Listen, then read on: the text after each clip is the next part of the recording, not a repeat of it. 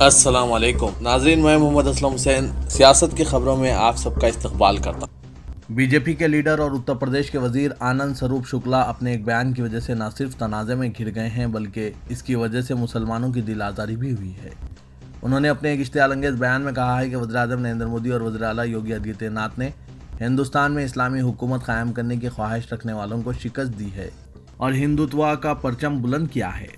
وزیر اعلیٰ یوگی آدتیہ ناتھ کی حکومت کے 4.5 سال مکمل ہونے پر منعقد ایک تقریب کو خطاب کرتے ہوئے آنند سروپ شکلا نے کہا کہ مسلمانوں کے آبا و اجداد رام کرشن اور شنکر ہیں، انہیں کعبے کی طرف منہ کرنے کی ضرورت نہیں ہے، انہیں ہندوستان کی زمین اور یہاں کے کلچر کے سامنے سر جھکانا چاہیے۔ انہوں نے کہا کہ سیریا اور افغانستان کے بعد کچھ لوگ پوری دنیا میں اسلامی حکومت کا خواب دیکھ رہے ہیں، لیکن مودی اور یوگی آدتیہ ناتھ نے ان کے عزائم کو شکست دی ہے۔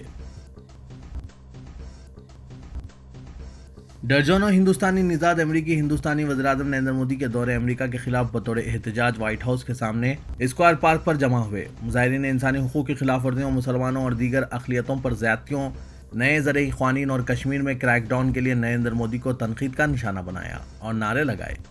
احتجاجی ہاتھوں میں پلے کارڈز اٹھائے ہوئے تھے جس پر ہندوستان کو فاشزم سے بچاؤ اور مودی واپس جاؤ کے الفاظ درج تھے۔ ہند نژاد مظاہرین نے بھارتی وزیر اعظم مودی پر زور دیا کہ وہ ملک میں مسلمانوں اور دیگر اقلیتوں پر مظالم بند کروائیں اور 3 متنازع زرعی قوانین کو منسوخ کریں جس کے خلاف کسان کئی دن سے سڑکوں پر ہیں۔ ممتاز عالم دین مولانا کلیم صدیقی کی گرفتاری کے خلاف علی گڑھ مسلم یونیورسٹی کیمپس میں طلباء نے ایک مارچ نکالا۔ مولانا کو میرٹھ سے گزشتہ ہفتے گرفتار کیا گیا تھا اور مقامی عدالت انہیں 5 اکتوبر تک عدالتی تحویل میں دے چکی ہے۔ لکھنؤ میں اتر پردیش ATS نے لوگوں سے کہا ہے کہ وہ مولانا کلیم صدیقی اور ایک اور ملزم محمد عمر گوتم کے تعلق سے کوئی جانکاری ہو تو پولیس کو بتائیں۔ علی گڑھ میں احتجاجیوں نے صدر جمہوریہ کے نام ایک یادداشت AMU کے ایک سینئر عہدیدار کو سونپی۔ یادداشت میں انہوں نے کہا کہ مبینہ طور پر غیر قانونی دھرم پریورتن کے نام پر بعض مسلم علماء کی گرفتاری اور آسام میں شہریت کے مسئلے پر مسلمانوں کو ہراسانی سے مسلمانوں کے ذہنوں میں خوف اور عدم سلامتی پیدا ہو رہی ہے۔ یادداشت میں یہ بھی کہا گیا ہے کہ اقلیتوں کا ایسا تعاقب ملک میں امن و استحکام کے لیے خطرہ پیدا کرے گا۔ بالی ووڈ کی فلموں میں جیسی غنڈہ گردی اب دہلی میں بھی دیکھنے میں آ رہی ہے۔ دہلی کے ایک بڑے جرائم پیشہ سرغنہ جتیندر سنگھ مان عرف گوگی کو جمعے کے دن حریف ٹلو گینگ کے 2 قاتلوں نے کورٹ روم میں گولی مار کر ہلاک کر دیا۔ پولیس نے بعد ازاں دونوں حملہ آوروں کو گولی مار دی۔ اس واقعے سے کورٹ روم میں افراتفری مچ گئی۔ جج نے کارروائی شروع ہی کی تھی کہ گولی چل گئی۔ قاتلوں نے جو وکیلوں کے بھیس میں تھے اچانک اپنے ہتھیار نکالے اور گوگی پر فائرنگ کر دی۔ گوگی نیچے گر پڑا۔ واقعے کے وقت کمرہ عدالت کے اندر موجود ایک وکیل نے INS کو بتایا کہ سب کچھ اتنا تیزی سے ہوا کہ ہم سانس تک نہ لے سکے۔ مختلف تنظیموں کی جانب سے آسام کے درانگ ضلع میں بے دخلی کی ایک کارروائی کے دوران احتجاج میں 2 افراد کی موت کے خلاف 12 گھنٹے کے بند کا اعلان کیا گیا ہے۔ اس واقعے میں پولیس کی فائرنگ میں 2 افراد ہلاک اور 20 دیگر زخمی ہو گئے۔ پولیس کا کہنا ہے کہ سیپا جھار ریونیو سرکل کے تحت دیہاتیوں میں سرکاری اراضی پر قبضوں کو برخاست کرنے کی کارروائی کے دوران یہ جھڑپ ہوئی۔ آل مائنورٹی آرگنائزیشنز کوآرڈینیشن کمیٹی کی جانب سے کی گئی بند کی اپیل کے دوران ابھی تک کہیں کسی ناخوشگوار واقعے کی اطلاع نہیں ملی ہے۔ بند میں آل آسام مائنورٹی اسٹوڈنٹس یونین، جمعیت العلماء اور دیگر تنظیمیں شامل ہیں۔ بند کے دوران تمام تجارتی ادارے بند رہیں جبکہ گاڑیوں کی آمد و رفت میں بھی کمی دیکھی گئی۔ ضلع میں سخت سیکورٹی انتظامات کیے گئے تھے۔ اس کے علاوہ گوروئی کھوٹی، دھولپور، سیپا جھار اور دیگر علاقوں میں بڑی تعداد میں پولیس کو متعین کیا گیا تھا۔ سول سروسز امتحانات کے نتائج کا اعلان کر دیا گیا ہے۔ ملک بھر میں 761 امیدواروں نے IAS، IFS اور IPS آفیسرز کے انتخاب کے لیے سالانہ منعقد ہوئے اس امتحان میں کامیابی حاصل کی۔ انجینئرنگ گریجویٹس IIT ممبئی کے شوبھم کمار اور بھوپال کی جاگرتی اوستھی کو پہلا اور دوسرا مقام حاصل ہوا۔ انکتا جین نے تیسرا مقام حاصل کیا۔ 761 کامیاب امیدواروں میں 545 مرد اور 216 خواتین شامل ہیں، جبکہ 25 مسلم امیدوار بھی کامیاب ہوئے ہیں۔ ان میں صدف چودھری نے 23واں، فیضان احمد نے 58واں رینک حاصل کیا، جبکہ محمد منظر حسین انجم کو 125، شاہد احمد کو 129، شہناز کو 217، وسیم احمد بھٹ کو 225، محمد حارث سمیر کو 270، التمش غازی کو 282، احمد حسن الزما کو 283واں رینک حاصل ہوا ہے۔ اس سال 4 لاکھ امیدواروں نے امتحان میں شرکت کی تھی۔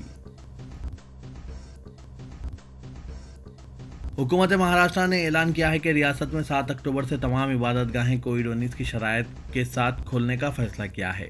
दूसरी लहर के बाद इबादत गाहों को बंद कर दिया गया था।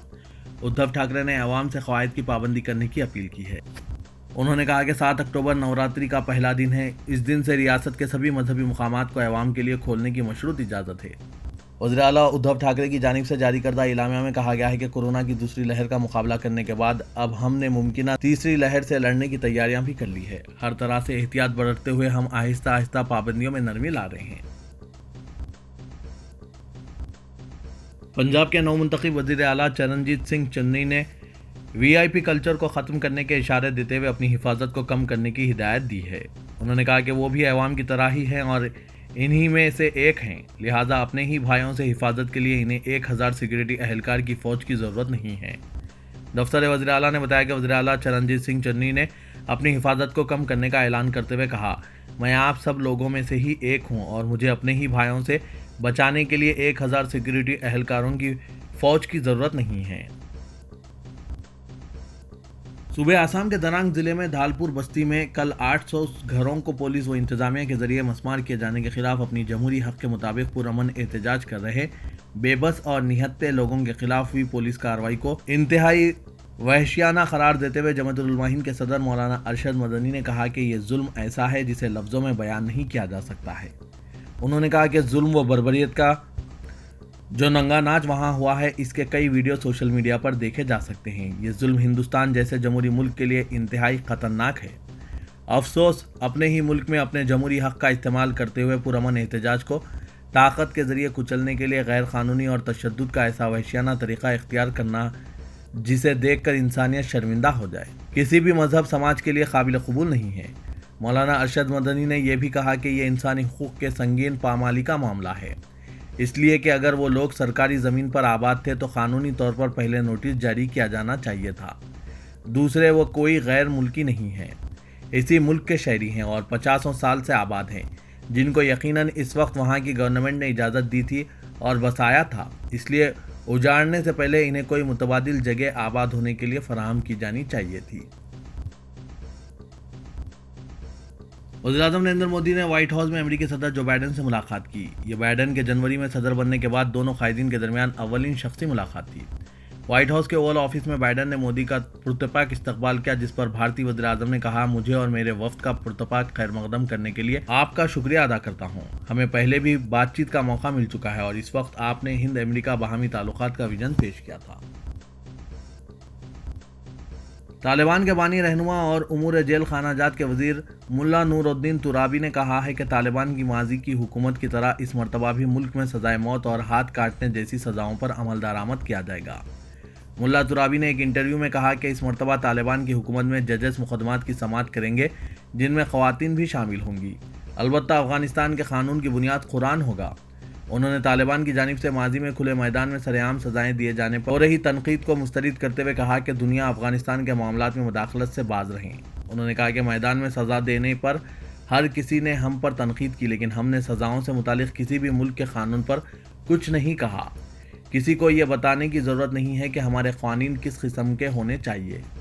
मुल्ला तुराबी ने कहा कि हम इस्लाम की पैरवी करेंगे और अपने क़वानीन कुरान के मुताबिक बनाएंगे।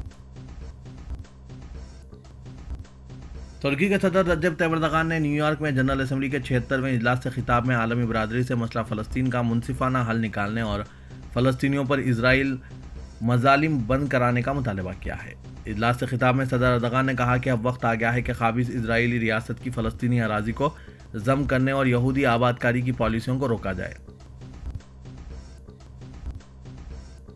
तेलंगाना कानून साज असम्बली और कौंसल का इजलास मुनक़िद हुआ और इजलास के पहले दिन दोनों ऐवानों में 9 साबिक़ अरकान मुक़न्नना और 4 साबिक़ अरकान कौंसल को खिराज पेश करने के बाद इजलास को पीर तक के लिए मुलतवी कर दिया गया। दोनों ऐवानों में रियासती वज़रा की जानिब से मुख्तलिफ इदारों की रिपोर्ट पेश की गई। तेलंगाना की गवर्नर डॉक्टर टी सौंदरराजन ने आज हैदराबाद के तारीखी सालार जंग म्यूजियम को आलमी सतह पर तरक्की देने की ज़रूरत पर जोर दिया है। उन्होंने कहा कि सालार जंग म्यूजियम कई नादिर अशिया के लिए शोहरत रखता है। गवर्नर ने चेयरपर्सन सालार जंग म्यूजियम बोर्ड की हैसियत से म्यूजियम में बोर्ड के अरकान के इजलास की सदारत की। उन्होंने बोर्ड के अरकान पर जोर दिया कि वो तलबा और नौजवानों की म्यूजियम के दौरे के लिए हिम्मत अफजाई करें ताकि वो साबिक़ के نادر آرٹ کرافٹ اور ادب کو سمجھ سکیں۔ ڈاکٹر سوندرا راجن نے میوزیم کے حکام کو مشورہ دیا کہ میوزیم کے مشاہدے کے لیے آنے والوں کو ہر ممکنہ سہولتوں کی فراہمی کو یقینی بنائیں۔ تلنگانہ کے وزیر اعلیٰ کے چندر شیکھر راؤ نے اکبر الدین اویسی قائد مجلس مقننہ پارٹی کو تیقن دیا کہ جلد از جلد سیکریٹریٹ کی مسجد کی تعمیر کا آغاز کیا جائے گا اور مسجد یکخانہ امبرپیٹ کی تعمیر کا وعدہ بھی پورا کیا جائے گا۔ اکبر الدین اویسی نے آج اسمبلی اجلاس کے آغاز پر مجلس ارکان مقننہ کے ہمراہ چیف منسٹر کے چندر شیکھر راؤ اور وزیر بلدی نظم و نسق و انفارمیشن ٹیکنالوجی کے ٹی راما راؤ سے ملاقات کرتے ہوئے انہیں اقلیتوں کی جامع ترقی کے زیر التوا مسائل اور پرانے شہر کی ترقی کے لیے کئی امور کی جانب توجہ دلائی۔